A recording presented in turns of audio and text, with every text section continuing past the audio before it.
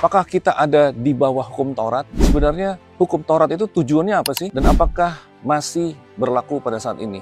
Saya ingin kita sama-sama berpikir dan saya ingin share dari beberapa ayat. Sebenarnya yang menjadi pokok adalah bukan hukum Tauratnya, tapi tujuannya. Saya tahu teks hukum Taurat adalah ketaatan, menuntut ketaatan kan. Kalian harus taat, orang Israel itu harus taat. Kamu tidak boleh begini, kamu jangan membunuh, dan seterusnya, ada banyak. Nah, tetapi yang kita ingin bahas adalah tujuannya. Sebelumnya kita akan lihat dulu sifatnya dia. Yang pertama, dikatakan di Roma 7 ayat 12 dan 14, dikatakan dia itu kudus, benar, baik, dan rohani bahkan. Roma 7 ayat 12, jadi hukum Taurat adalah kudus, dan perintah itu juga adalah kudus, benar, dan baik. Lalu ayat 14 dikatakan hukum Taurat adalah rohani. Jadi dia itu bersifat rohani dari Tuhan, kudus, dan lain sebagainya. Tapi nomor 2 dikatakan tujuannya dia itu adalah mempertegas atau memperjelas bahwa dosa adalah dosa. Jadi dia sifatnya itu menuduh dan dia tidak pernah menolong manusia, menolong orang Israel untuk menjadi seperti apa yang diperintahkan. Di Roma 5 ayat 13 dikatakan sebab sebelum hukum Taurat ada, telah ada dosa di dunia, tetapi dosa itu tidak diperhitungkan kalau tidak ada hukum Taurat. Jadi hukum Taurat dimunculkan untuk menunjukkan keberdosaan orang Israel. Yang ketiga, dikatakan hukum Taurat itu malah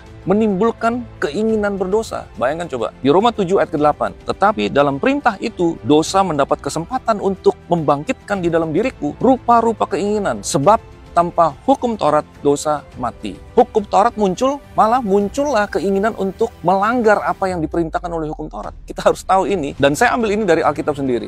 Oke, ingat waktu pertama kali hukum Taurat turun, mereka langsung membangun lembu emas, yang berarti itu adalah pelanggaran terhadap perintah pertama, bukan? Jadi ada perintah, malah muncul keinginan untuk melanggar perintah. Bahkan kalau kita rewind lebih jauh lagi, di awal daripada Alkitab, waktu Tuhan katakan kepada Adam dan Hawa, jangan makan dari buah pohon pengetahuan baik dan jahat, mereka malah memakannya. Nah, yang saya baru-baru ini renungkan adalah kenapa Hawa tidak pernah tergoda untuk membunuh Adam misalnya. Karena kalau dia bunuh Adam, kan itu berhentilah misi Tuhan untuk manusia memenuhi bumi kan. Tapi kenapa dia tidak pernah ada dorongan untuk membunuh Adam? Karena mungkin tidak ada perintah, jangan membunuh suamimu. Tapi karena ada perintah, jangan makan buah itu, malah muncul keinginan untuk makan buah itu.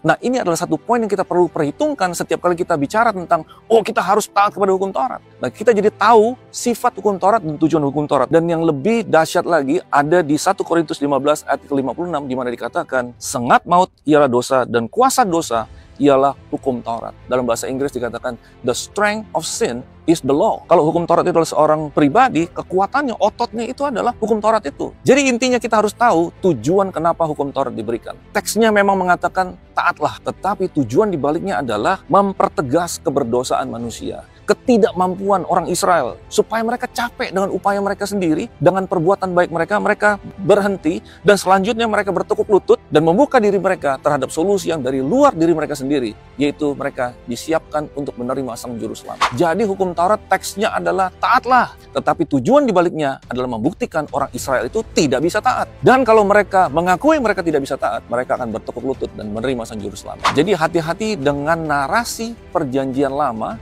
yang kita mau bawa ke perjanjian baru. Kita harus tahu dulu tujuannya apa dan duduk perkaranya di mana, dalam kacamata salib. Karena setelah salib ada satu narasi perjanjian baru yang intinya saya percaya bukan dikembalikan kepada di bawah hukum Taurat, tapi berbicara tentang keindahan Kristus yang kalau kita dapat pewahyuannya, kita akan menjadi suci kudus, hidup penuh dengan ketaatan, berkorban bagi Tuhan, hidup bagi Tuhan Yesus yang telah menyelamatkan kita.